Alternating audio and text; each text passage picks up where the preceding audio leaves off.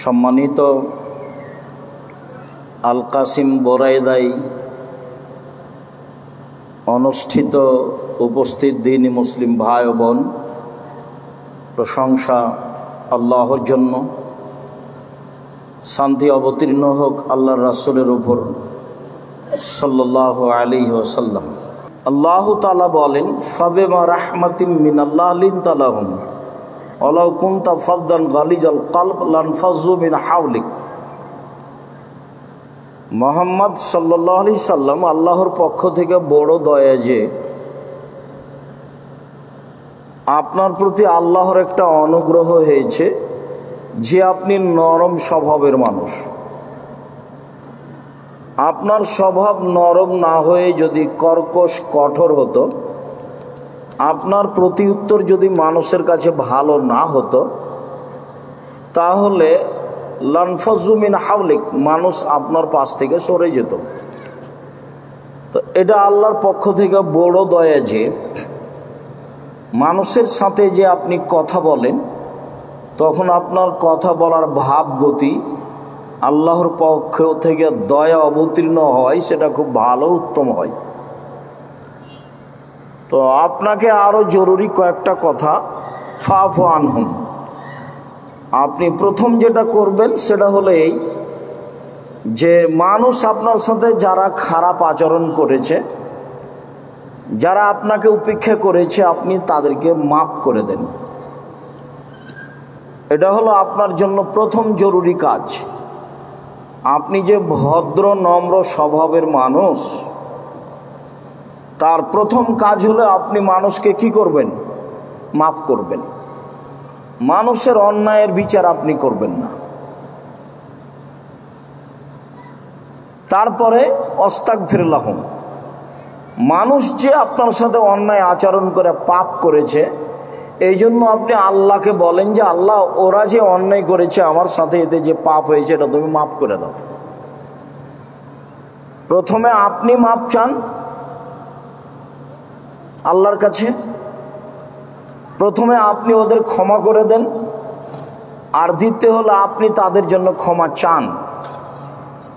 প্রথম কাজ আপনি ক্ষমা করে দেন ওদের, আচ্ছা যা অন্যায় করেছো করেছো, আমি মাফ করে দিলাম, এটা আপনি প্রথমে করেন। আর দ্বিতীয় করেন ওদের জন্য আল্লাহর কাছে ক্ষমা চান, যে আল্লাহ, ওরা তো অন্যায় করেছে আমার সাথে, তুমি ওদের ক্ষমা করে দাও। এর নাম সদাচরণ, এর নাম আচরণ। মানুষ হিসাবে চেষ্টা করতে হবে মানুষের অন্যায়ের জবাব না দেওয়া। মানুষ গালিমন্দ করলে তার প্রতি উত্তর না দেওয়া, মানুষের বিরোধিতায় না যাওয়া, মানুষের ক্ষতির আশা না করা, মানুষের পিছনে না পড়া। আর যারা ক্ষতি করেছে, করছে বলে অবগত, তাদের ব্যাপারে আল্লাহর কাছে ক্ষমা চাওয়া, তাদের কল্যাণ কামনা করা, তাদের অন্যায়কে মাফ করে দেওয়া।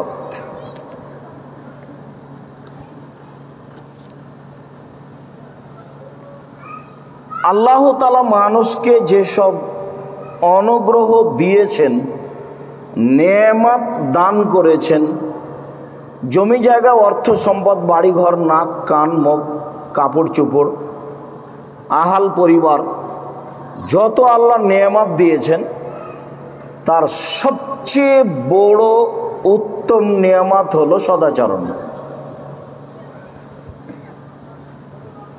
মুজাইনা কাবিলার একজন লোক বলছেন,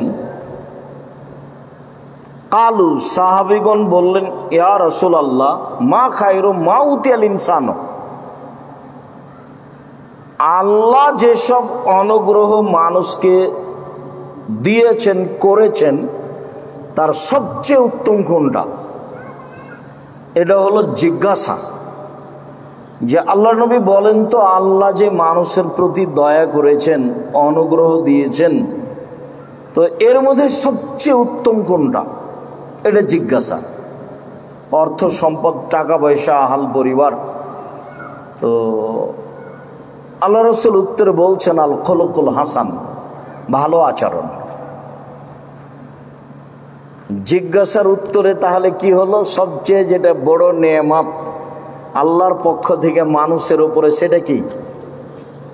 ভালো আচরণ। জীবনে জোর করে কিছু করে নিয়ে সফলতা অর্জন করা যাবে না। জীবনে কাউকে খাটো করে, কারো ক্ষতি করে কিছু করে নিয়ে সফলতা অর্জন করা যাবে না। সাময়িক হতে পারে।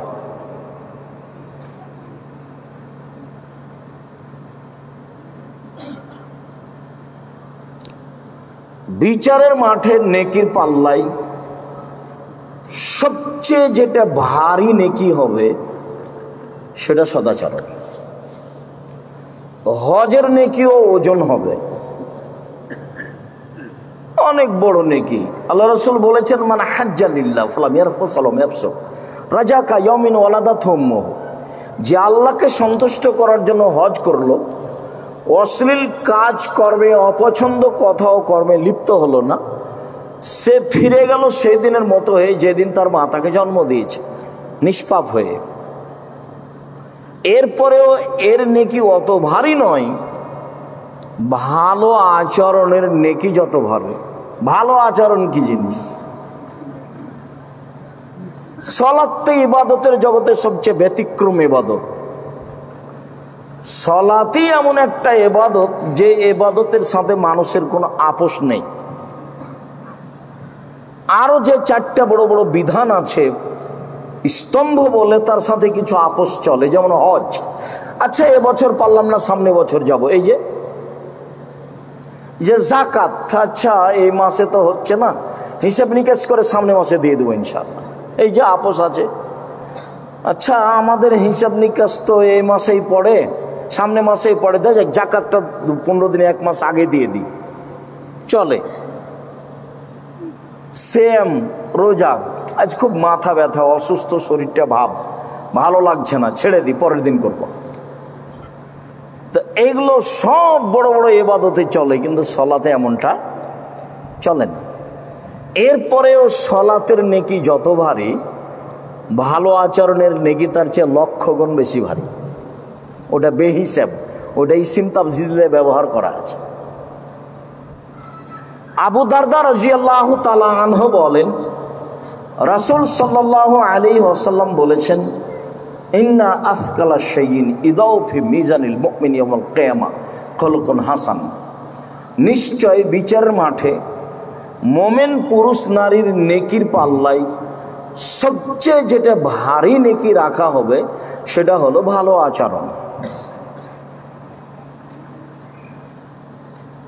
সবচেয়ে ভারী নেকি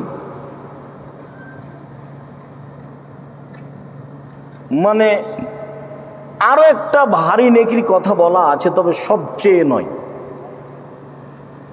আবু হুরায়রা রাদিয়াল্লাহু তাআলা আনহু বলেন, একদা রাসূল সাল্লাল্লাহু আলাইহি ওয়াসাল্লাম বলেন, কালিমাতানে খাফিফাতান আলাল লিসানে সাকিলাতানে ফিল মিজানে হাবিবাতানে ইলার রহমানে। দুইটা কালেমা মানে দুইটা বাক্য, উচ্চারণে হালকা, দাড়ি পাল্লায় ভারী, আল্লাহর কাছে অতীব প্রিয়। মানে দাড়ি পাল্লায় ভারী, সুবহানাল্লাহও ভারী, আলহামদুলিল্লাহও ভারী, আল্লাহু আকবার ভারী, কিন্তু এই দুটার মতো নয়। এই দুটা বাক্য উচ্চারণে হালকা, আল্লাহর কাছে প্রিয়, দাড়ি পাল্লায় ভারী। তাহলে সুবহানাল্লাহি ওয়া বিহামদিহি সুবহানাল্লাহিল আযীম। আর যখন বলা হয়েছে সবচেয়ে ভারী, তখন সেটা হলো ভালো আচরণ, সদাচরণ, যেটা মোমেন পুরুষ নারীর নেকির পাল্লাই হবে। ভালো আচরণ, ভালো আচরণ কি জিনিস? সদাচরণ এমন একটা জিনিস যা দিয়ে জান্নাতুল ফেরদাউস পাওয়া যাবে, এবং মুহাম্মদ সাল্লাল্লাহু আলাইহি সাল্লাম তার জিম্মেদার হিসাবে ঘোষণা দিয়েছে। সদাচরণ ভিন্ন কিছু, যার ফলাফলে রাসূল সাল্লাল্লাহু আলাইহি সাল্লাম জান্নাতুল ফেরদাউস নিয়ে দিব বলে ঘোষণা দিয়েছেন। উমামা বাহিলি রাদিয়াল্লাহু তাআলা আনহু বলেন, একদা রাসূল সাল্লাল্লাহু আলাইহি ওয়াসাল্লাম বললেন, আনা যাইমুন বিবাইতিন ফি রাবাদিল জান্নাহ লিমান তারাকাল মিরাহ ওয়া ইন কানা মুহিক্কা। আমি মুহাম্মদ সাল্লাল্লাহু আলাইহি সাল্লাম জান্নাতে একটা ঘর নিয়ে দিব ওই লোকের জন্য যে লোক তর্ক ছেড়ে দিবে সত্য হলেও, তর্কের পিছনে যাবে না। এটা হলো ভদ্র মানুষের পরিচয়। আব্দুর রাজ্জাক বিন ইউসুফ এটা বলেছেন, আরে না এটা বলেছেন, আরে না এটা বলেছেন, এই যে এর নাম তর্ক। আমি বলছি আব্দুর রাজ্জাক সাহেব এটাই বলেছেন, বলে না এটাই বলেছেন। আচ্ছা ঠিক আছে, থাকেন, আমি গেলাম।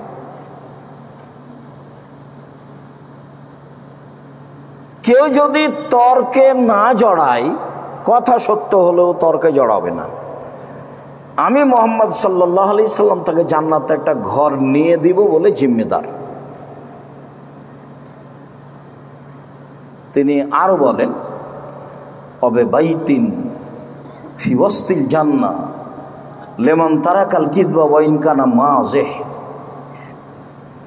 কেউ যদি মিথ্যা ছেড়ে দেয় মজাক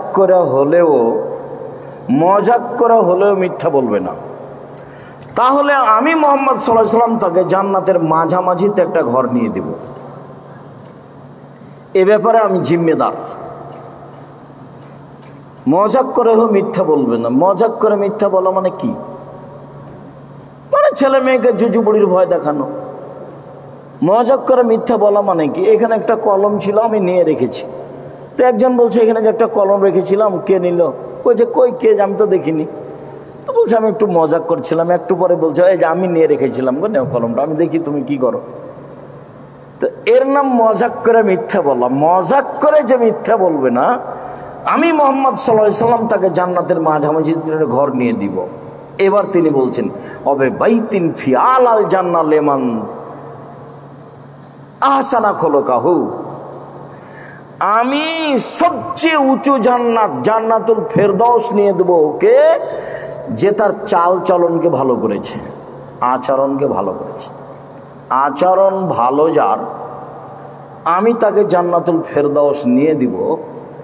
এই কথা মুহাম্মদ সাল্লাল্লাহু আলাইহি সাল্লাম বলেন। সদাচরণ কি জিনিস? সদাচরণ কি কোনো খাওয়ার জিনিস? সদাচরণ কি জিনিস? এই দেখো তো ওরা তিনজন ওখানে কি করছে, ও কি কোনো কাজ দিয়েছো নাকি? হ্যাঁ, আরে সালাদ রাখো, এখন অত খাওয়া লাগবে না, বসতে বলো, নাহলে ওখান থেকে সরতে বলো।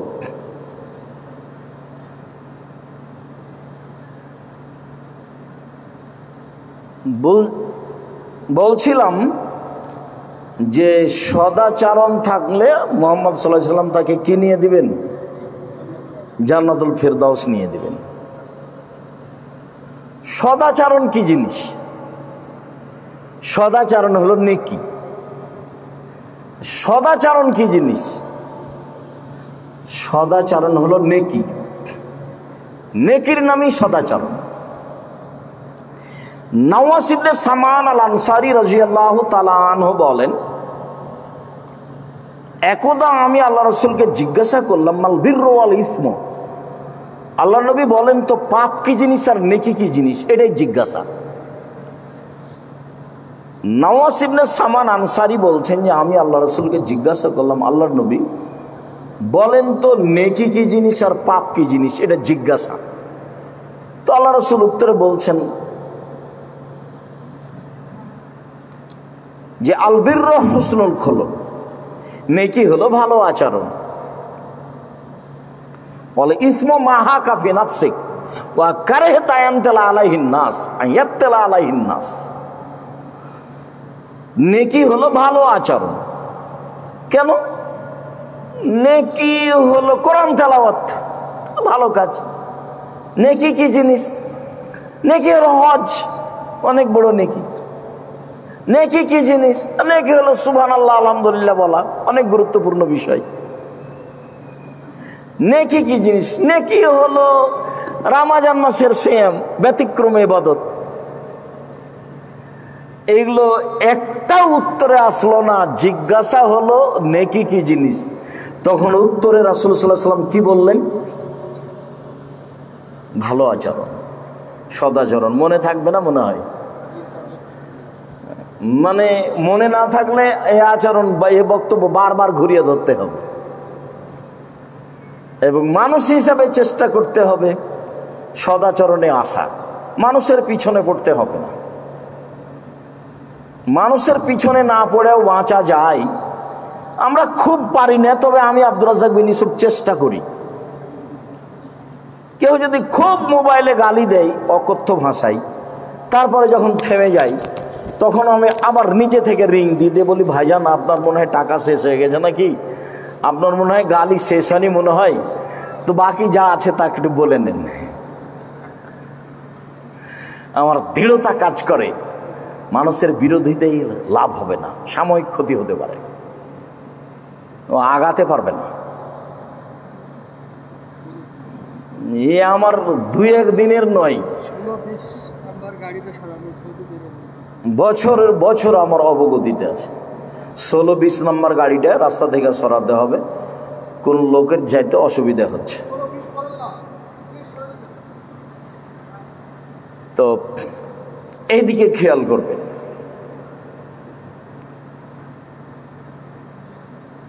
রাসূল সাল্লাল্লাহু আলাইহি ওয়াসাল্লামকে জিজ্ঞাসা করা হলো, বলেন তো কি জিজ্ঞাসা করা হলো? নেকি কি জিনিস আর পাপ কি জিনিস? তো আল্লাহর নবী উত্তরে বললেন, নেকি হলো ভালো আচরণ, আর পাপ হলো অন্তরে যেটা ধাক্কা খায়। আর মানুষে জানতে পারলে মানুষে কি বলবে? এর নাম পাপ।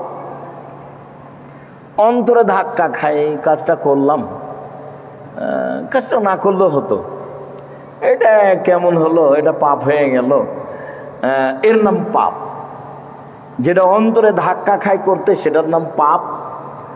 আর নেকি হলো ভালো আচরণ।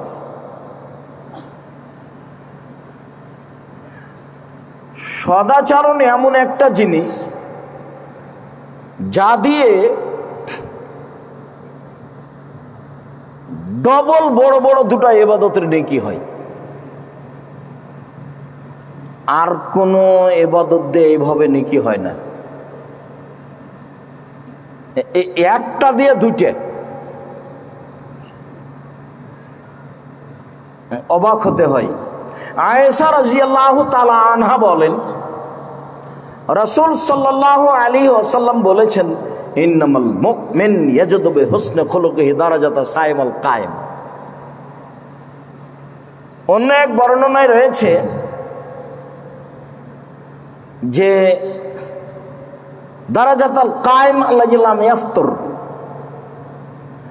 আল কায়েম লা ইয়াফতুর ওয়া সাইম লা ইফতির। সদাচরণ দিয়েও ডবল দুইটা ইবাদতের নেকি পাবে, যে দুইটাই নিজস্ব স্থানে বড় বড় জান্নাত পাওয়ার মাধ্যম। তার একটা হলো নিয়মিত নফল সিয়াম। নিয়মিত নফল সিয়ামের ফলাফল অনেক বড়। আর সিয়ামের তো বিনিময়ে কোনো ফেরেশতা দেয় না, সিয়ামের বিনিময়ে কে দেন? আল্লাহ। তো এইটা একটা ইবাদতের জগতে ভিন্ন ইবাদত। এখন মোবাইলে কোনো কথা হবে না এবং খুব প্রস্তুতি নিয়ে বসে থাকতে হবে, 19-20 হয় না যেন। আর বাচ্চা আশেপাশে থাকলে উঠাউঠি করবে না, এই ব্যাপারে সোচ্চার থাকতে হবে।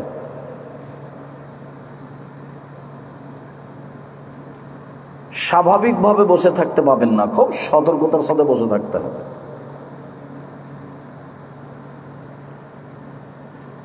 কথা আপনার কাছ থেকে ছুটে যাক সেটা আমি চাইনি, এবং আমি আপনার কাছে চাচ্ছি আজকের পরে আপনি যা জীবনে বেঁচে থাকবেন সদাচরণ দিয়ে বেঁচে থাকবেন ইনশাআল্লাহ।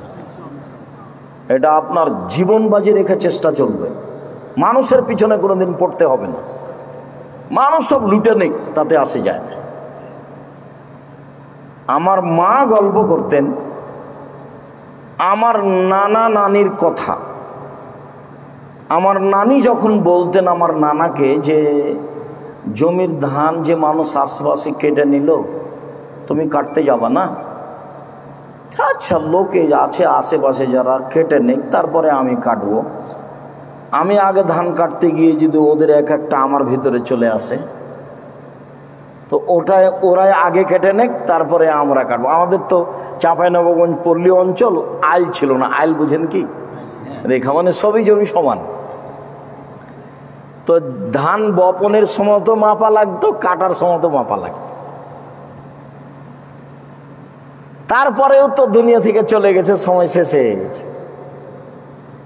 কোনোদিন মানুষের সরিষার সমপরিমাণ ক্ষতি করতে হবে এইটা মাথায় কাজ করতো না। ক্ষতি করলে মানুষ করুক, এটা তার মাথায় থাকতো। আমি ক্ষতি করব না, করলে মানুষ ক্ষতি করুক।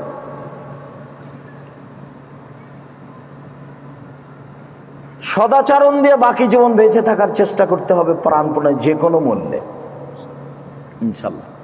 এই শিক্ষাই নিতে হবে।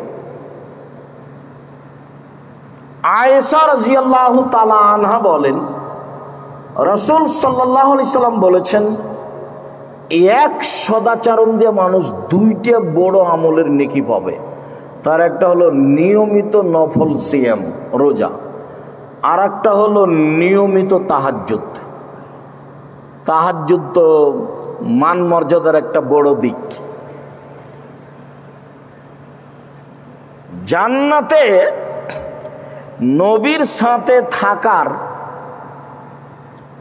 দুইটা পথ আছে, আর তৃতীয় পথটা একজন সাহাবী চাইলেন কিন্তু হলো না।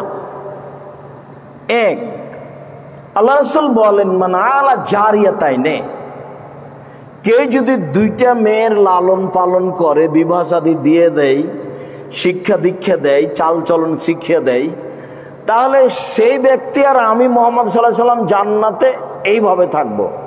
তখন এই তর্জনী আর মধ্যম আঙ্গুল দুটি দেখালেন, অজামা বাইনা, আর দুটাই জমা করে দিলেন। মানে মেয়ের যদি কেউ লালন পালন করে, দুইটা মেয়ের, দুইটা বেটির, তাহলে সেই বাপ আর আল্লাহর নবী জান্নাতে একসাথে থাকবেন। তখন এরকম। আবার বলছেন, আনা কাফিরুল ইয়াতীম, যে ব্যক্তি এতিমের লালন পালন করবে, সে ব্যক্তি আবার আমি জান্নাতে একসাথে থাকবো। তখনও তিনি এই দুইটা আঙ্গুলি দেখালেন, অসুমা ফাররাকা বাইনাহুমা, দুইটার মধ্যে একটু ফাঁক করে দিলেন। বোঝা গেল না মনে হয়? তাহলে মেয়ের লালন পালন বেশি মর্যাদা রাখছে এতিম লালন পালনের চেয়ে, অথচ ওটা একটা বড় কাজ। এবার চলেন, ইচ্ছা করলে রাসূলের সাথে থাকা যায় না।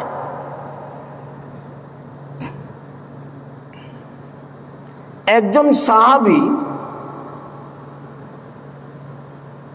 উনি বলছেন যে, কুনতু আবিতু মা রাসূলিল্লাহি সাল্লাল্লাহু আলাইহি সাল্লাম, একদা আমি রাসূলের সাথে রাতে ছিলাম, রাত অতিবাহিত করছিলাম। ফাআতাইতুহু বিওয়াজুহি ওয়া হাজাতিহি, আমি রাতে তার ওজুর পানি এবং তার প্রয়োজনীয় জিনিস নিয়ে আসলাম।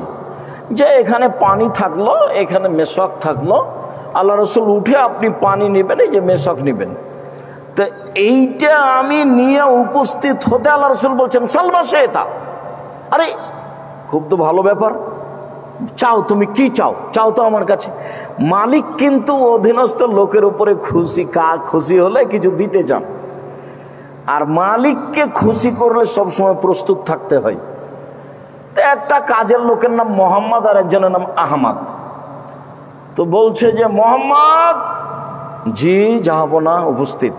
বাহ, ভালোই তো রে তুই।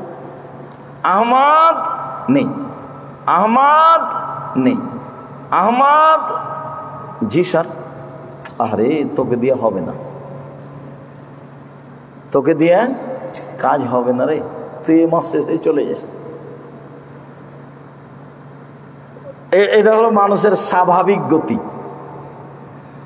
যার অধীনে থাকা যায়, আসলেই কাজ করে তাকে খুশি করতে হবে, এটা হলো স্বাভাবিক ব্যাপার, এটাই ঠিক।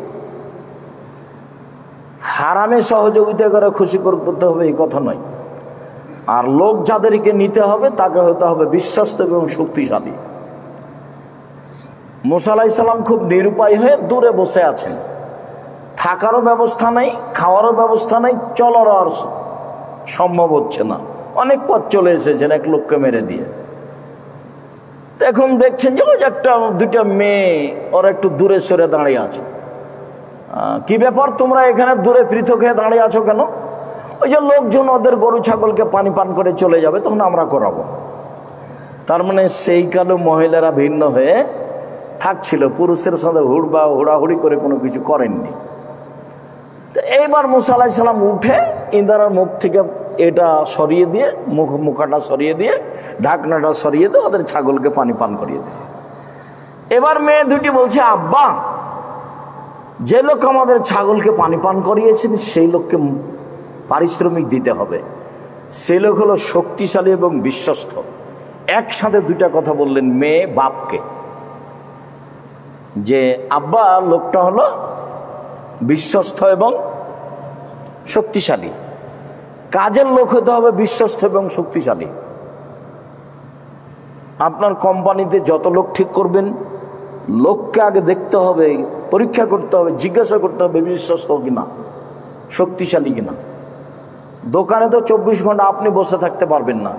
একজনকে দিয়েছেন, 10 দিন পরে দেখবেন যে দোকানটাই নাই।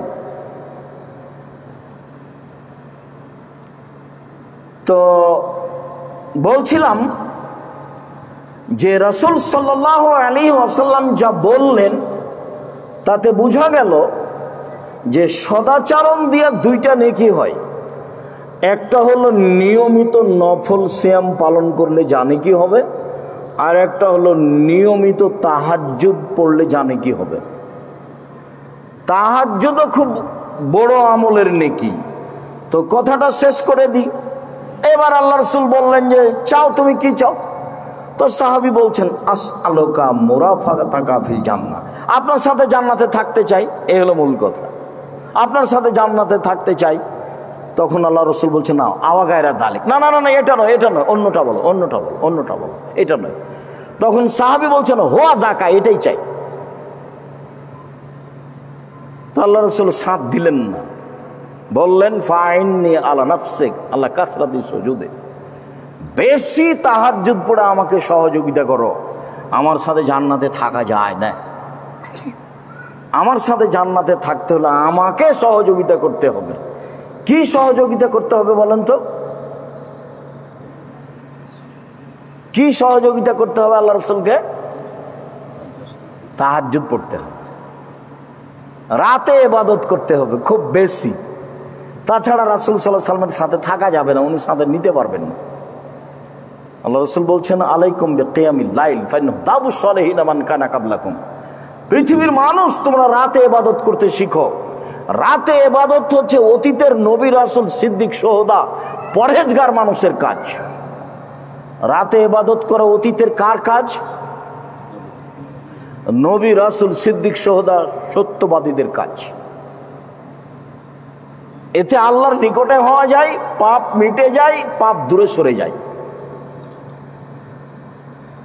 তো সদাচরণ দিয়ে দুইটা বড় নেকি হয় একসাথে, একটা দিয়ে দুইটা। এক, নিয়মিত নফল সিয়াম। দুই, নিয়মিত তাহাজ্জুদ। মনে থাকবে না মনে হয়?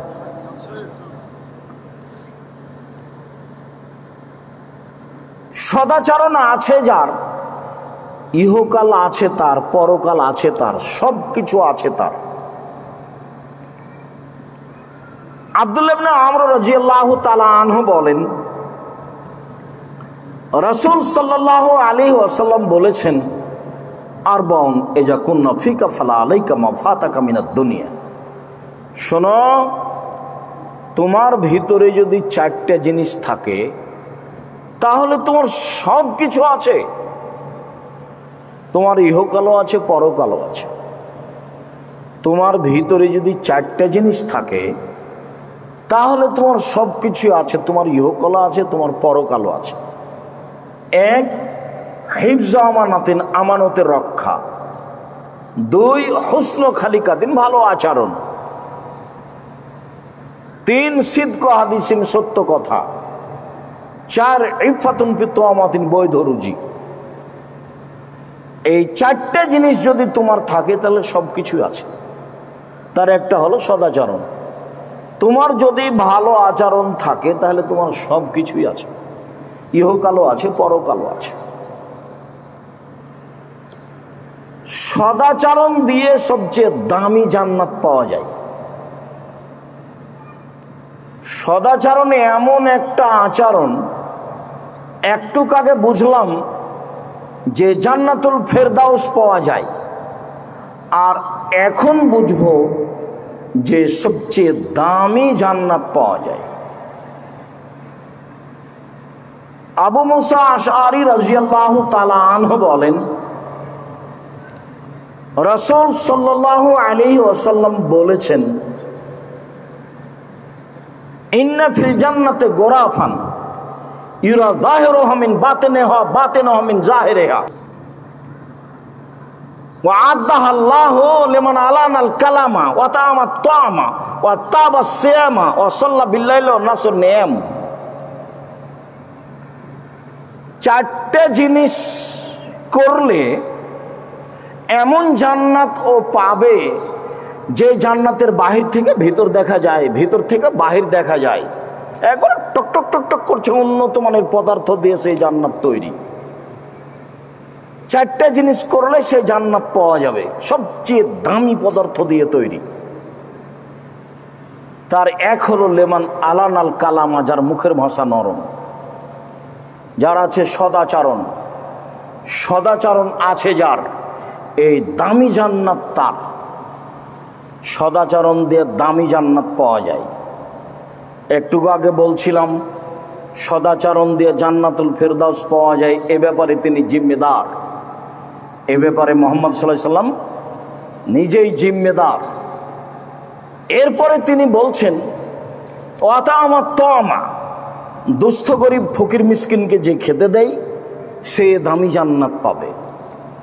তারপরে বললেন ওয়াতাবা সিয়ামা, নিয়মিত নফল সিয়াম পালন করে যে সে দামি জান্নাত পাবে।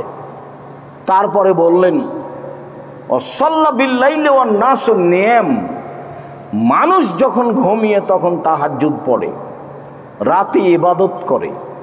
দামি জান্নাত পেতে হলে রাতে ইবাদত করতে হবে। সম্মানিত দ্বীনি মুসলিম ভাই বোন, বলছিলাম সদাচরণ। সদাচরণ কি জিনিস? সদাচরণ বলতেই নেকিকে বুঝায়। সদাচরণ দিয়ে দামি জান্নাত পাওয়া যায়। সদাচরণ দিয়ে জান্নাতুল ফেরদাউস পাওয়া যায়। সদাচরণ বিচারের মাঠে নেকির পাল্লাই সবচেয়ে ভারী নেকি।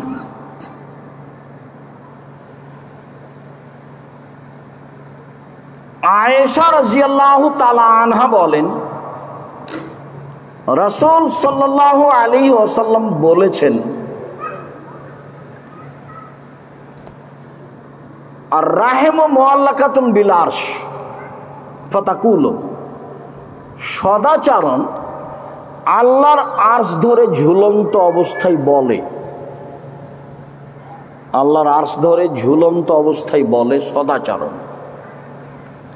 সদাচরণ বলে মান ওয়াসালানি ওয়াসালাহুল্লাহ, যে আমাকে নিবে আল্লাহ তাকে নিবেন। অমান কাতানি কাতাহুল্লাহ, যে আমাকে ছেড়ে দিবে আল্লাহ তাকে ছেড়ে দিবেন। সদাচরণ আছে যার, তার উপরে আল্লাহর দয়া আছে। সদাচরণ নেই যার, তার উপরে আল্লাহর দয়া নেই। হিন্দু মানুষ খেতে পায় কেন? ইহুদি খ্রিস্টান পায় কেন? এটা হলো পৃথিবীর স্বাভাবিক গতি। যদি আল্লাহর রহমত নিয়ে বেঁচে থাকতে হয় তাহলে তার প্রথম স্তর হলো সদাচরণ।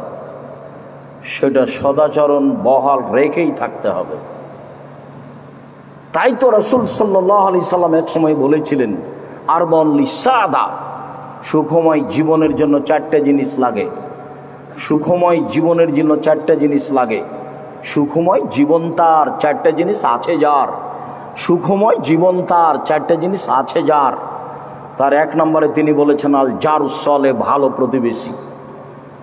সদাচরণ আপনার আছে কি না এটা আমি কি দিয়ে বুঝবো? আপনার প্রতিবেশী যদি বলে যে আপনার সদাচরণ আছে, তাহলে আপনি সদাচরণের অধিকারী। আমি মাওলানা সাহেব হাজি গাজি যেটাই হয় না কেন, সদাচরণ প্রতিবেশী দিয়ে বোঝা যায়। একজন এক সাহাবী এসে বলছেন, কাইফানি আলমান আসাত ও আহসান্ত, আল্লাহ রাসূল আমি কিভাবে বুঝবো যে আমি ভালো মানুষ? ভালোই তো জিজ্ঞাসা। আল্লাহ রাসূল আমি কিভাবে জানবো যে আমি ভালো মানুষ? আমি যে ভালো মানুষ সেটা আমি কিভাবে বুঝবো? তখন আল্লাহ রাসূল বলছেন, এদা সামিতা মিন জিরানিকা ইয়াকুলুনা আনতা হাসানতা ফাকাদ আহসানতা, যখন তোমার প্রতিবেশী থেকে শুনবে তুমি ভালো, তখন তুমি ভালো। ওয়াইদা সামিতা মিনহুম আসাতা ফাকাদ আসাতা, আর যখন তুমি তোমার প্রতিবেশী থেকে শুনবে তুমি খারাপ, তখন তুমি খারাপ। বুঝা গেল? কথা স্পষ্ট হয়। সদাচরণ তো ধরা পড়বে পাশে দোকান থাকলে, সদাচরণ তো ধরা পড়বে পাশে জমি জায়গা থাকলে। আমরা দুইজন ব্যবসা করি, দুইটা পাশাপাশি দোকান আছে, তো খালি মানুষ আসে ওনার দোকানে জিনিস নেই চলে যায়, আর আমি খালি মনটা খারাপ করে বসে আছি। এর নাম হিংসা। মনটা খারাপ করে বসে আছি, আরে খালি ওখানে যাই ওখানে যাই। তো একটা লোক আমার কাছে এসেছে, তো জিনিস বিক্রি করার পরে বলছে ওখানে যান কেন? জানেন না যে 10 টাকা জিনিস 20 টাকা ধরে? জানেন না? এটা বুঝেন না? এই যে দেখেন, এর নাম হিংসা, এর নাম সদাচরণ। এর কাছে সদাচরণ নেই। হিংসা স্বাভাবিকভাবে গড়ে ওঠে এবং হিংসাকে দমন করে বেঁচে থাকা খুব কঠিন।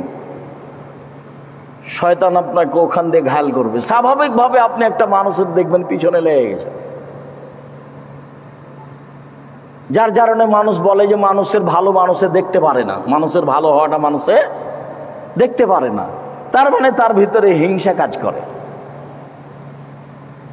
হিংসা মুক্ত হয়ে কাজ করতে হবে।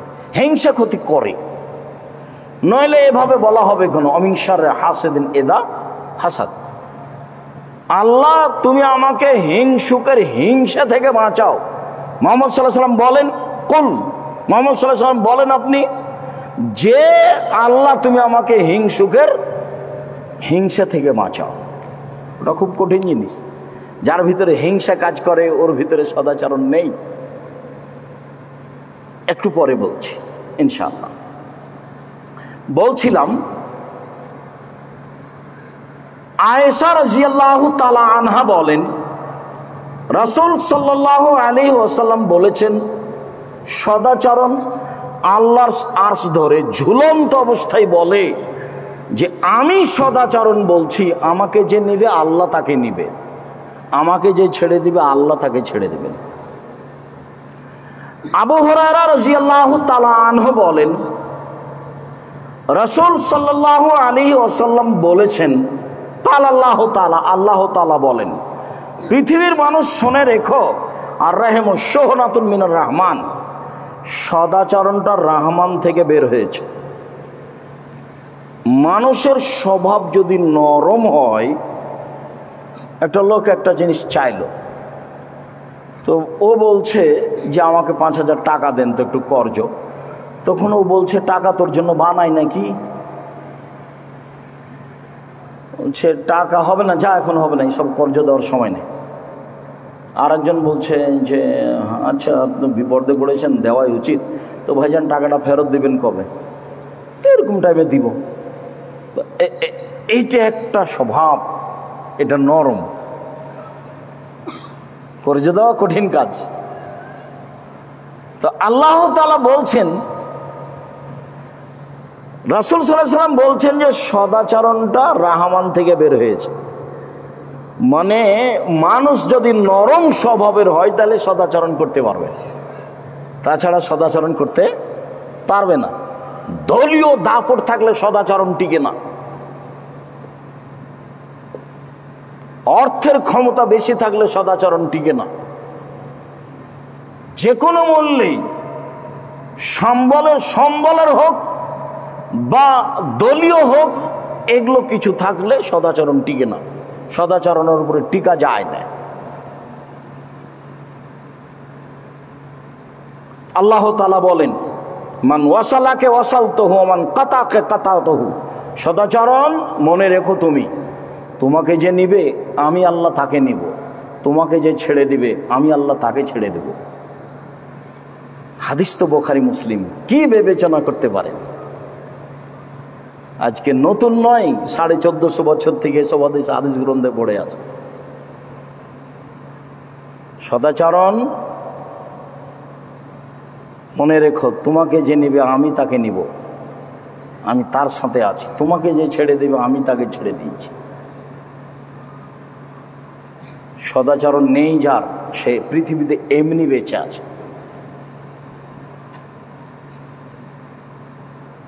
সদাচরণ। আব্দুল্লাহ ইবনে আমর রাদিয়াল্লাহু তাআলা আনহু একদা বলেন যে রাসূল সাল্লাল্লাহু আলাইহি সাল্লামকে জিজ্ঞাসা করা হলো, আইয়ুন নাসে আফজাল, মানুষের মধ্যে সবচেয়ে ভালো মানুষ কে? এটাই জিজ্ঞাসা। মানুষের মধ্যে সবচেয়ে ভালো মানুষ কে, এইটাই জিজ্ঞাসা। তখন আল্লাহ রাসূল উত্তরে বলছেন, মাহমুমুল কলব ও সাদুকুল লিসান।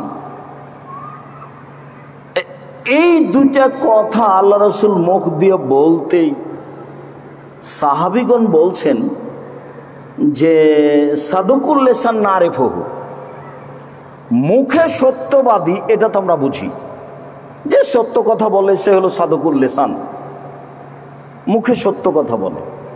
কিন্তু মাহমুমুল কলব এটা কি জিনিস, এটা তো বুঝলাম না। নিরাপদ অন্তর, এটা আমরা বুঝি না, এই শব্দ আমরা বুঝি না। তখন আল্লাহ রাসূল এই কথার উত্তরে বলছেন, আর নাকিও আর তাকিও, যে স্বচ্ছ, যে পরহেজগার, সেই মানুষের অন্তর হলো নিরাপদ, সেই হলো মাহমুমুল কলব। আর তাকিও আর নাকিও, সব কাজে স্বচ্ছ হতে হবে, ভিতর থেকে তাকওয়া থাকতে হবে। তাই তো রাসূল সাল্লাল্লাহু আলাইহি সাল্লাম বলেছেন, আল মুসলিম আখুল মুসলিম, একজন মুসলিম আর একজন মুসলিমের ভাই, লা ইয়াখজুলুহু, তাকে অপমান করতে পারে না, ওয়ালা ইয়াযলিমুহু, তার প্রতি জুলুম করতে পারে না, ওয়ালা ইয়াকিরুহু, তাকে তুচ্ছ মনে করতে পারে না। ইন্নামাল মুমিন হারামুন মালুহু ওয়া দামুহু ইরজুহু, একজন মুসলিম আর একজন মুসলিমের জন্য তার রক্ত হারাম, তার সম্পদ হারাম, তার মান সম্মানের হানি করা হারাম। কথা বললে বিবেচনা করে বলতে হবে, কাজ করলে বিবেচনা করে করতে হবে। এই কথাটা যে আমি বলছি, এই কথাটাতে কারো মান সম্মানের ক্ষতি হবে না তো? এই কাজটাতে করতে যাচ্ছি, কারো মান সম্মানের ক্ষতি হবে না তো? যদি ক্ষতি হয় তখন বুঝতে হবে আসলে আমি মুসলমানের ভাই নই, আমি বা কে? আবু মুসা আশআরী রাদিয়াল্লাহু তাআলা আনহু বলেন, মধ্যে কথা ঢুকে গেল, পরে একটু আছে এই হাদিসের। আবু মুসা আশআরী রাদিয়াল্লাহু তাআলা আনহু বলেন, রাসূল সাল্লাল্লাহু আলাইহি ওয়াসাল্লাম বলেছেন, আল মুমিনুনা কাল বুনিয়ান ইয়াশুদ্দু বাযুহু বাযান সুম্মা সাব্বাকা বাইনা আসাবিহি। সারা পৃথিবীর মুমিন পুরুষ নারী, মুমিন মুসলমান পুরুষ নারী পরস্পরে প্রাচীরের মতো। প্রাচীর যেমন একটা আর একটার সাথে লেগে থাকে, এক ইট আর এক ইটের সাথে যেমন লেগে থাকে, পৃথিবীর সব মুসলিম পুরুষ নারী এরকম দিয়ে এই লেগে থাকাকে আল্লাহ রাসূল বাস্তব দেখাচ্ছেন। এ দেখেন,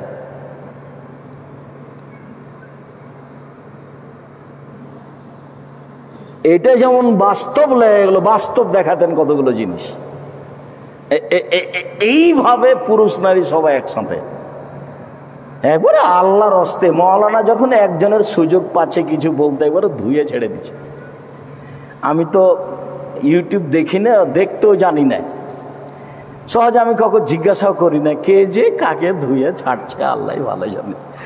ইউটি নাকি হাইকোর্ট আর জজ কোর্ট, ওখানে বিচার করে নিচে সুন্দর করে।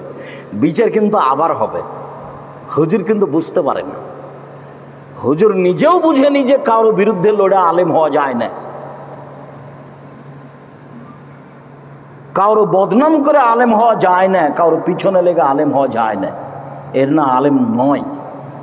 এ হলো ওই মানুষ যার ব্যাপারে আল্লাহ রসুল বলেছেন যে ওই মৌলানা মানুষ হচ্ছে কসমে ওই বাতির মতো, যে বাতি নিজে জ্বলতে জ্বলতে নিজে শেষ হয়ে যায়, নিজে আলো পায় না, অপরকে আলো দেয়।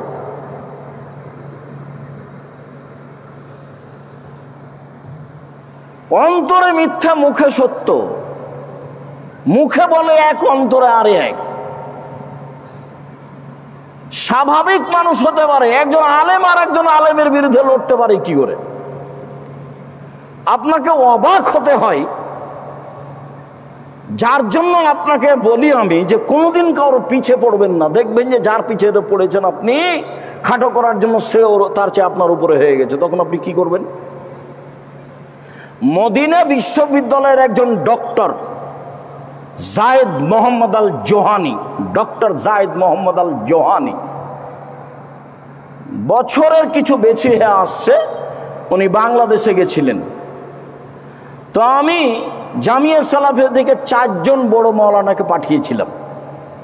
তার মধ্যে একজন ছিলেন বাংলাদেশি আর 3 জন ছিলেন ইন্ডিয়ান, যারা মদিনা বিশ্ববিদ্যালয়ের শিক্ষক, যার মধ্যে একজন ছিলেন জামিয়া সালাফিয়া বানারসের শিক্ষক মুহাদ্দিস, উনি এখনো জামিয়া সালাফিয়া আছেন, তারা সরকারিভাবে এসে আছে।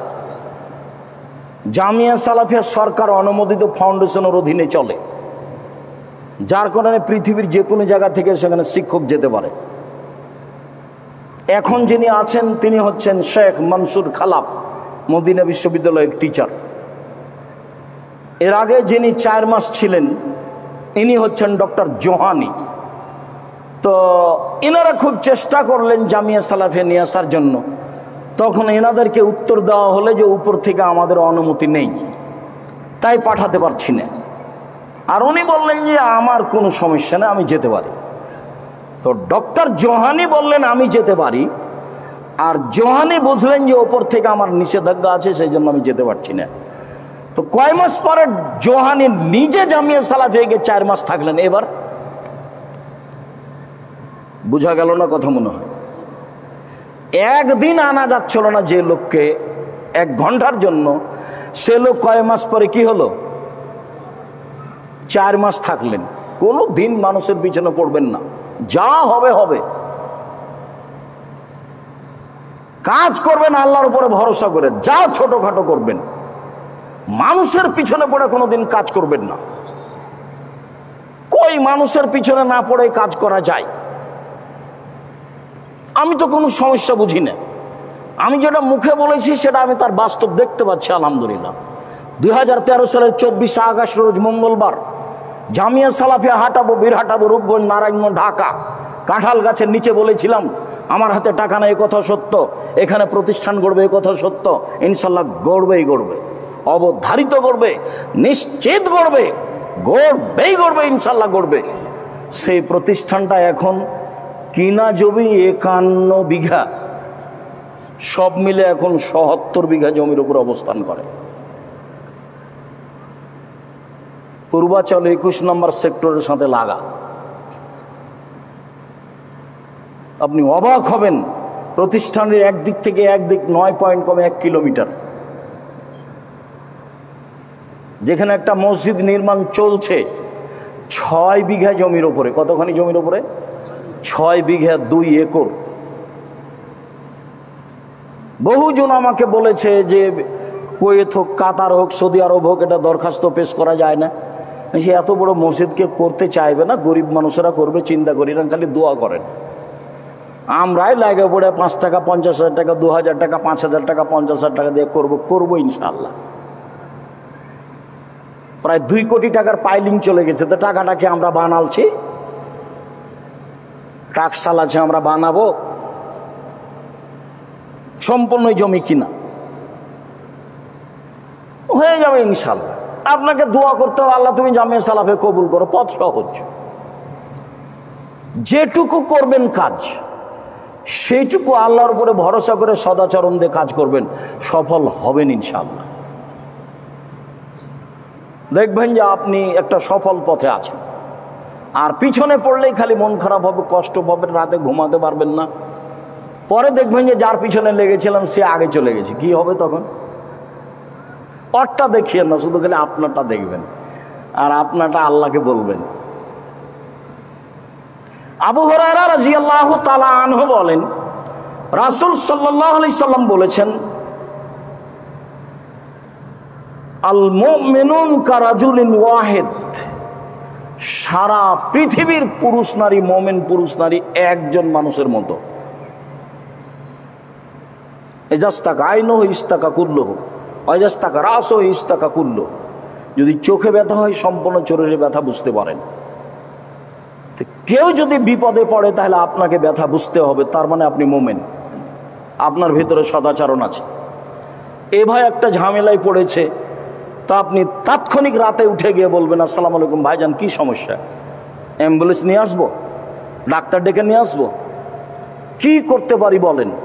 তার মানে ওর সমস্যা আপনি অন্তরে কি করছেন, বুঝতে পারছেন।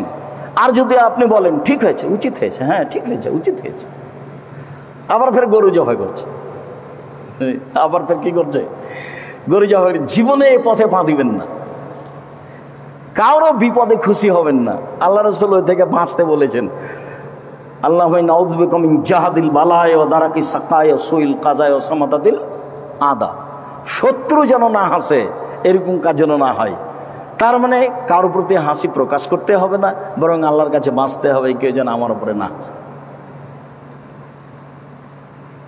সারা পৃথিবীর মানুষ একটাই, হাদিস তো বুখারী মুসলিম। বিবেচনা কে করবে? তো বিবেচনা মৌলানা মানুষ করবে। আরে মৌলানা মানুষ ইউটিউবে এমন লেখা লিখলো, সবাই খালি বলা বলি কোটায়, বলা বলি করে যখন তখন আমি শুনতে পাই। আমি কাউকে জিজ্ঞাসা করি না, আমাকে একটু দেখো তো দেখি কি লিখেছে।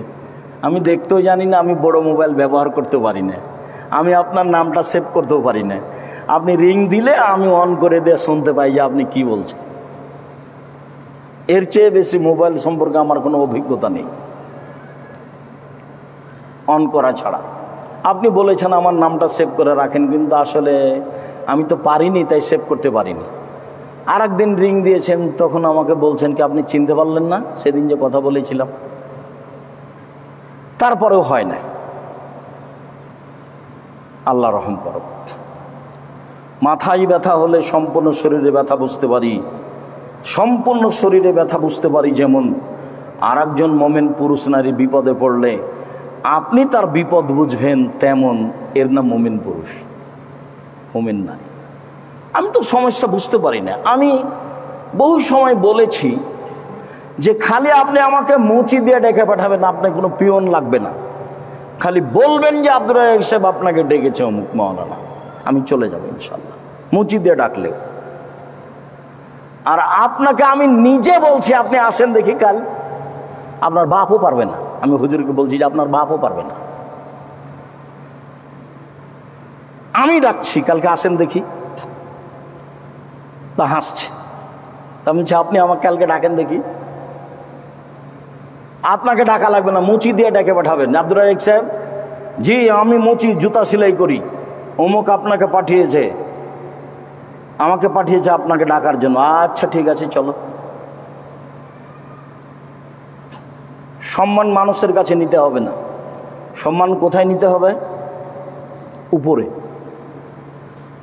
দেখবেন সব জায়গাতেই সম্মান পাচ্ছে, আর মানুষে দিলে অল্প। আমাকে সিলেটের সুনামগঞ্জের ফেন্সুগঞ্জের ওসি বলছে সিগনেচার করেন, মামলা আমি চালাবো। তাই আমি বললাম জনাব আমি তো মামলা করব না। আরে আপনাকে চালাতে হবে না, আমি চালাবো। তো আমি বলছি আমি যদি মামলা করি তাহলে আমি তার বিরুদ্ধে লড়লাম, তাহলে তো আমি মানুষ, আমি তো তার বিরুদ্ধে লড়ে তেমন কিছু করতে পারবো না, হয়তো মামলায় জয়ী হলাম। আমি মানুষ হিসেবে লড়লাম, কেন? আমি কি ওর ক্ষতি করেছি? আমি তাকে গালি দিয়েছি? ও গাড়ি কেন আক্রমণ করে আমাকে মারবে কেন? বিচার উপরওয়ালা করতে পারে না? ও করুক, বিচার ওর কাছে দিয়ে দিয়েছি, ও করতে পারে। কেমন করা লাগবে ভালো বুঝে, এবং যেমন করা লাগবে তেমনি করবে। 5,000 কোটি টাকা মামলার মূল্য। আমি মানুষের হানি করেছি, তাই সিলেট কোর্টে 5,000 টাকা, 5,000 কোটি, 5,000 কোটি টাকার আমি মানের হানি করেছি। কি? আমি বলেছি কবি নজরুল ইসলাম বলেছেন, মসজিদের পাশে কবর দিও ভাই, তাহলে এই গুনাহগার কবর আজাব হতে পাইবে রেহাই। আমি বলেছি ভুল বলেছেন নজরুল ইসলাম সাহেব। মসজিদের পাশে কেন? কাবা ঘরের নিচে ঢুকিয়ে দিল লাভ হবে না, বিচার আমল দিয়ে হবে। বিচার কি দিয়ে হবে? আমল দিয়ে হবে। তো আমি মান সম্মানের হানি করলাম কোথায়? ঠাকুর বলছেন ওমা তোমার আকাশ তোমার বাতাস। আমি বললাম তোর বাপের আকাশ? ও বলছে কালী মায়ের আকাশ। যতবার বলেছে ওমা তোমার আকাশ তোমার বাতাস, ততবার ও কাকে বলেছে? কালিমাকে বলছে। তা আমি বললাম তোর বাপের আকাশ, কালিমার আকাশ হবে কেন? আকাশ কার? আল্লাহর। তো এই কথা তার মানের হানি হলো। তো মামলার মূল্য হলো 5,000 কোটি টাকা। এখন আমি দাঁড়িয়েছি কাঠগড়ায়, জজ বলছে আপনি আব্দুর রাজ্জাক বিন ইউসুফ পিস টিভির আলোচক? বলে জি, আপনার মামলা খারিজ করে দিলাম প্রথম দিনই। মামলায় চলবে না। যেদিন সুনামগঞ্জ সিলেটে উঠলাম, সেদিন আমি ওই উঠতেই আমার দিকে তাকিয়ে বলছে যে আপনার সাথে মামলা নিয়ে কোনো কথা নেই, দিয়ে কাগজখানি এভাবে উল্টিয়ে দিলেন, ধরলেন, ধরে আমার সাথে কথা বলতে লাগলেন। বলছেন যে আপনি এভাবে বলেছেন, আপনি বলেছেন আয়েশা রাদিয়াল্লাহু তাআলা আল্লাহ রাসূল খালি গায়ে গোসল করেছেন। মানে ওর ভিতরে যেগুলো ধরা পড়েছে ভালো লাগেনি, সেগুলো আমাকে বলছে। তা আমাকে আবার উকিল বলে দিয়েছে মুখ খুলবেন না, ও ভালো বলুক মন্দ বলুক যাই বলুক আপনি খালি শুনবেন। আপনার কথা সব সময় শুনি, আমি উকিল, আমার কথা অল্প সময় শুনিয়েন। যতক্ষণ পর্যন্ত কাঠগড়ায় থাকবেন ততক্ষণ পর্যন্ত আমার কথা মানবেন। সেটা কি? আপনি মুখ খুলবেন না। কথা কি বুঝতে পারছেন? আচ্ছা ঠিক আছে। তো ওই 14 মিনিট একটানা কথা বলল, সেগুলো মামলার কোনো কথা নেই। তারপরে বলল যে আপনার জামিন মঞ্জুর করা হলো। সব উকিলগুলোকে বলে দিল ওনার সাথে কেউ কথা বলবেন না। তারপরে আর একবার যেতে হয়েছিল, তারপর আর মামলাই নাই। তো বলছিলাম মান সম্মান উপরে নিতে হবে, মানুষের কাছে নয়।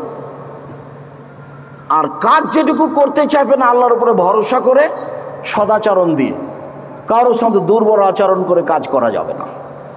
মানুষ কিছু বলতে পারে, বলবে, স্বাভাবিক। আপনিও ফেরেশতা নন, আমিও ফেরেশতা নই। মুহাম্মদ সাল্লাল্লাহু আলাইহি ওয়াসাল্লাম মানুষ হিসেবে দাওয়াতি কাজ করেছেন, মানুষ কিছু করেছে বলেছে, এটা পৃথিবীর স্বাভাবিক গতি। তো আমর ইবনে আস রাদিয়াল্লাহু তাআলা আনহু যখন জিজ্ঞাসা করলেন যে সবচেয়ে ভালো মানুষ কে, তখন আল্লাহ রাসূল উত্তরে বললেন যে মুখে সত্যবাদী, অন্তরে নিরাপদ।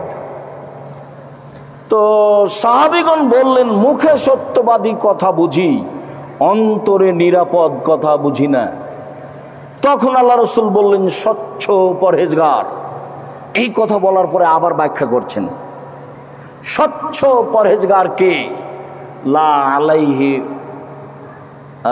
আলাইহি ইসমান, লা ফিহা ইসম, যার ভিতরে কোনো পাপ নাই সে হলো স্বচ্ছ পরহেজগার।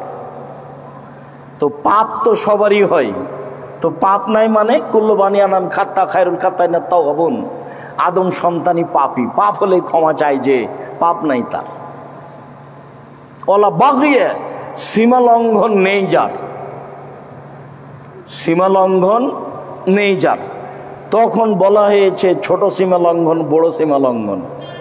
বড় সীমা লঙ্ঘন গরিব মানুষকে জমি থেকে উঠিয়ে দিয়েছি, বড় সীমা লঙ্ঘন।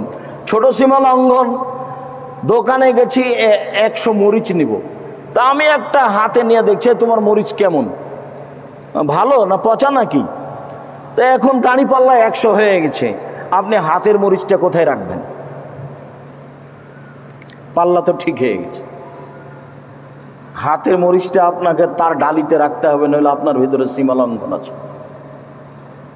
তারপর আল্লাহ রাসূল বললেন, ওয়ালা হাসাদা, হিংসা নেই যার, সে হলো স্বচ্ছ পরহেজগার, সেই হলো তার অন্তর নিরাপদ। যার হিংসা নেই কারো ব্যাপারে, মুখে সত্যবাদী, অন্তরে নিরাপদ। অন্তরে নিরাপদ থাকতে হলে কারো ব্যাপারে হিংসা থাকতে হবে না। কারো দোষ ত্রুটি জানতে পারলে সেটা ঢেকে দিতে হবে। মান সাতারা মুসলিমান সাতারাহুল্লাহ ফিদ দুনিয়াল আখিরা।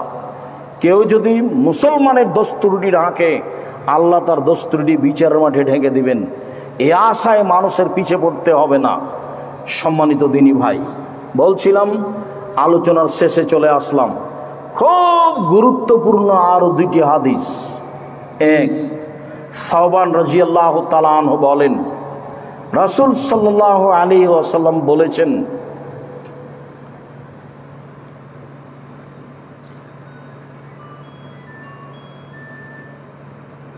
ইন্নাল্লাহা লা ইয়ারুদ্দুল কাযা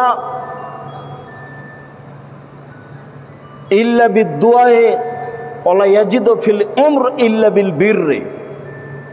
মানুষের ভাগ্য যেটা আল্লাহ লিখে দিয়েছেন পৃথিবী সৃষ্টির 50,000 বছর পূর্বে, এইটা বেশি হতে পারে দুয়াই। 60 বছর বয়স খুব কান্নাকাটি করে আল্লাহকে বলেন, এটা ৭০ হতে পারে। যে বিপদ আল্লাহ ভাগ্যে লিখে দিয়েছে, কান্নাকাটি করে বলেন আল্লাহ ওটা মিটিয়ে দিয়ে আর একটা লিখে দিবেন। আর একটা বয়স আল্লাহ আপনার যা দিয়েছেন, আপনি সদাচরণ করেন, এটা বেড়ে যাবে। ইয়াজিদু ফিল উমর ইল্লা বিল বির। সদাচরণ দিয়ে মানুষের বয়স বেশি হয়।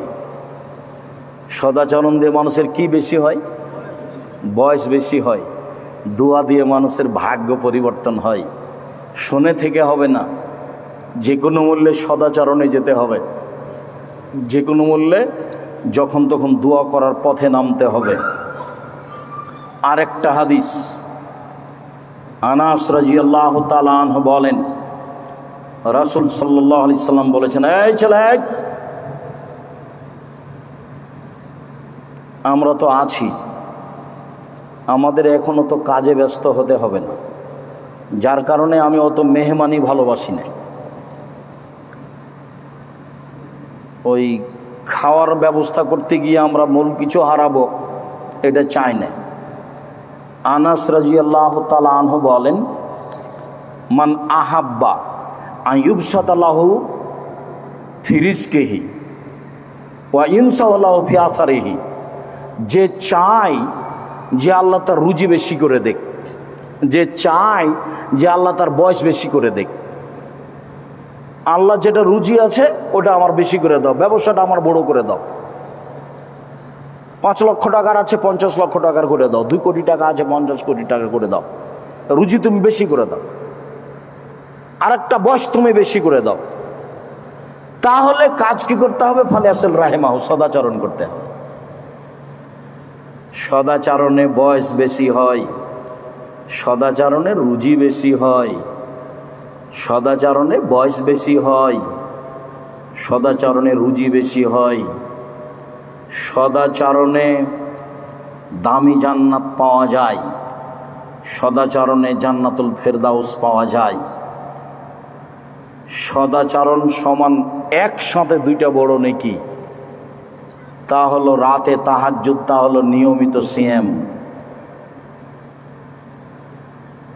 সদাচরণ ভিন্ন জিনিস, যা বিচারের মাঠে সবচেয়ে ভারী নেকির মাধ্যম হলো সদাচরণ। সম্মানিত দিনী ভাই, বিদেশে আছি আমরা, কোনো সময় কারো ক্ষতিতে থাকবো না। দেশের হোক বিদেশের হোক, কারো ক্ষতি কামনা করব না। কারো ক্ষতি করে কিছু করব, কাউকে নিচু করে কিছু করব, এটাও যেন মাথায় না থাকে। তার নাম সদাচরণ নয়। সদাচরণ বহাল রেখে আল্লাহর উপরে ভরসা রেখে ব্যবসা বাণিজ্য কাজকর্ম দোকানপাট গড়ে তুলতে হবে। ফাঁকি দিয়ে ধোঁকা দিয়ে নয়, ফাঁকি দিয়ে ধোঁকা দিয়ে বেশি দিন টিকে না। এইটুকু আমার পক্ষ থেকে আন্তরিকভাবে অনুরোধ থাকছে। আর জামিয়া সালাফের জন্য একটু দোয়া করতে হবে। আমার মনে বড় সাধ, আমি এই দেশের মাটিতে, বাংলার মাটিতে উন্নত মানের প্রতিষ্ঠান গড়বই ইনশাআল্লাহ। যেখানে ছেলে মেয়ে বাংলা, ইংরেজি, আরবি উন্নত মানের শিক্ষা অর্জন করে জাতির অন্যায়ের বিরুদ্ধে লড়বে, মুখে কলমে মিডিয়াই লড়বে ইনশাআল্লাহ। জামিয়া সালাফে বর্তমানে প্রায় 5,000 ছেলে মেয়ে পড়াশোনা করে, প্রায় সবাই আবাসিক। জামিয়া সালাফে প্রায় 300 জন শিক্ষক শিক্ষিকা রয়েছেন দেশ বিদেশের। সৌদি আরব মদিনা বিশ্ববিদ্যালয়ের রয়েছেন, আর ইন্ডিয়ার শিক্ষক রয়েছেন। যারা মদিনা বিশ্ববিদ্যালয় থেকে যান তাদের খানা পানি ভিন্ন, যারা ইন্ডিয়া থেকে এসে আছেন তাদের খানা পানি ভিন্ন, বাবুর্চিও ভিন্ন। যারা দেশীয় শিক্ষক ছাত্র ছাত্রী তাদের খানা পানি ভিন্ন। এটা স্বাভাবিকভাবে করতে হয়েছে। জামিয়া সালাফিয়াদের শিক্ষক আসবেন ইয়ামান থেকে, মিশর থেকে, মোটামুটি চুক্তি হয়েছে, সময়ের গতিতে আসবে ইনশাআল্লাহ। ধারাবাহিকভাবে সৌদি আরব থেকে শিক্ষক যাচ্ছেন। কদিন পর একটা পরিবার যাবেন, এরপরে 4 জন যাবেন, আর 4 মাস থেকে আসলেন একটানা ডক্টর জায়েদ মোহাম্মদ আল জোহানি, মদিনা বিশ্ববিদ্যালয়ের সাবেক টিচার, এবং তারা খুব উন্নত মানের লোক বংশ হিসাবেও। জামিয়া সালাফিয়ার শিক্ষক শিক্ষিকা ভালো অবস্থানে অবস্থান করে। প্রায় বেতনের সংখ্যা কারো 20,000 থেকে শুরু হয়ে 15,000 থেকে শুরু হয়ে লাখের মতো, 60,000, 70,000, 65,000, 50,000, 30,000 এরকম। যারা ইংরেজি শিক্ষক তাদের 20,000, 30,000, তারা সব মাস্টার ডিগ্রি পাস বিশ্ববিদ্যালয় থেকে। দেশের ভিন্ন ধরনের ব্যতিক্রম প্রতিষ্ঠান জামিয়া সালাফিয়া, শিরক মুক্ত প্রতিষ্ঠান জামিয়া সালাফিয়া, বিদআত মুক্ত প্রতিষ্ঠান জামিয়া সালাফিয়া, হিংসা মুক্ত প্রতিষ্ঠান জামিয়া সালাফিয়া। 60 জন 70 জন শিক্ষক বসে আছেন অফিসে, কেউ কারো বিরুদ্ধে মুখ খুলতে পারবেন না। মুখ খোলায় অপরাধ। কেউ কারো দল সংগঠনের ব্যাপারে কথা বলতে পারবেন না। কোনো হিংসা বলে কোনো জিনিস কেউ প্রকাশ করতে পারবে না। ডক্টর জোহানি বৃহস্পতিবারের শিক্ষক নিয়ে বসতেন, মাঝে মধ্যে বলতেন বাংলাদেশে আলেম ওলামাদের মাঝে হিংসা আছে। তো 2 দিন শোনার পরে 3য় দিন বললাম যে শেখ, জামিয়া সালাফের পরিচালক সহ কেউ শিক্ষক কারো ব্যাপারে হিংসা করতে পারবে না। আর আমাদের জানা অনুপাতে আমরা সরিষার সমপরিমাণ হিংসায় থাকি না। আর হিংসার আলোচনায় জামিয়া সালাফে হয় না, ছাত্ররা মুখ খুলতে পাবে না। তার নাম জামিয়া সালাফিয়া। জামিয়া সালাফে প্রতি মাসে 32 লক্ষ টাকা বেতন লাগে। যেটা জামিয়া সালাফে রূপগঞ্জ, নারায়ণগঞ্জ, ঢাকা, এইটা বর্তমানে 51 বিঘা জমির উপর অবস্থান করে। 22 বিঘা রয়েছে মেয়েদের জন্য, বাকি ছেলেদের জন্য। আরও 77 বিঘা মতো খাস অধীনে আছে, প্রায় 20 বিঘা মতো, মোট 77 বিঘা। 100 বিঘা জমিতে যেটুকু কিনা লাগবে মোটামুটি সময়ের গতিতে আমরা কিনে ফেলবো ইনশাআল্লাহ। এই 100 বিঘা জমির উপরে যেটা গড়ে উঠবে সে এর নাম, আপনার পুরো জায়গাটার নাম নেবরাস নলেজ সিটি। এখানে থাকবে একটা জামিয়া সালাফিয়া ভিন্ন গতিতে, এখানে থাকবে একটা বিশ্ববিদ্যালয়, এখানে থাকবে একটা মেডিকেল। আর যেটা রাজশাহী মহিলা বিশ্ববিদ্যালয় সেটা আপাতত 60 বিঘা জমির উপরে, বাকি 100 বিঘা পুড়িয়ে দেওয়ার জন্য জমিদাতারা স্বীকৃতি দিয়েছে। সেখানে 40 বিঘা জমিতে পুকুর আছে। এটা হলো মহিলা বিশ্ববিদ্যালয়, নেবরাস মহিলা বিশ্ববিদ্যালয়। আর ওইখানে ছেলেদের জন্য যেটা আছে সেটা 30 বিঘা জমির উপরে। যেটা দিনাজপুরে আছে সেটা 20 বিঘা জমির উপরে। বরিশালে জমি কিনা আছে কিন্তু বাড়িঘর করা যায়নি, ভাড়া বাড়িতে চলে। বাংলাদেশের বিভিন্ন জেলায় জমি কিনা আছে, তারা নিজে দিয়েছে। যেমন আছে নোয়াখালী, ফেনী, যেমন আছে কুষ্টিয়া, যেমন আছে আপনার ঝিনাইদহ, যেমন আছে আপনার ময়মনসিংহ, যেমন আছে বগুড়াই। এইসব জায়গাতে জামিয়া সালাফের যার নামে জমি আছে, সময়ের গতিতে প্রতিষ্ঠান গড়বে ইনশাআল্লাহ। আমি এখানে আপনাকে প্রথমে যেটুকু জোরালোভাবে দাবি জানাচ্ছি সেটা হলো এই, কোনো প্রকার ভিতরে ত্রুটি না রেখে, কোনো প্রকার দুর্বলতা না রেখে খালি একটু বলবেন আল্লাহ তুমি জামিয়া সালাফে কবুল করো, এইটুকু আমার দাবি। আর ভিতরে যদি একটু থাকে সেটুকুর ক্ষতি আপনাকে বহন করতে হবে। আমি যখন ঢাকাতেই রমজান মাসে খুতবা দিই, খুতবার শেষে বলি আমাদের যত মাদ্রাসা আছে, যাত্রাবাড়ি আছে, দারুস সুন্নাহ আছে, পাঁচরখি আছে, নাজিরাবাজার যারা আছে, আপনারা সব প্রতিষ্ঠানের জন্য দোয়া করবে এবং দান করবেন। এই কথা আমাকে, আমার কোনো পরিস্থিতি আমাকে খাটো করতে পারে না। আর আমি বলি যে এদেশে একটা প্রতিষ্ঠান আছে শূন্যের উপরে, যার নিচে কিছু নেই, সেটাই জামিয়া সালাফিয়া। জামিয়া সালাফিয়া কোনো ব্যক্তি দিয়ে চলে না, জামিয়া সালাফিয়া বৈদেশিক কোনো সংস্থা দিয়ে চলে না। জামিয়া সালাফিয়া আমি আর আপনি চালাই আল্লাহর বিশেষ রহমতে, আলহামদুলিল্লাহ।